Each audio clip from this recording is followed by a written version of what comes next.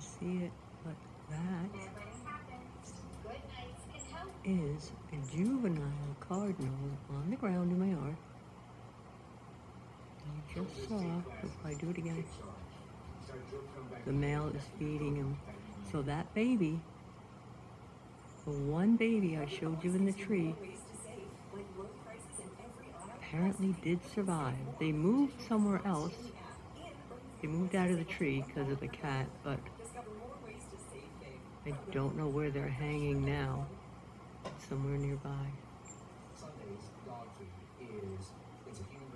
Oh yay, one baby made it. Hooray.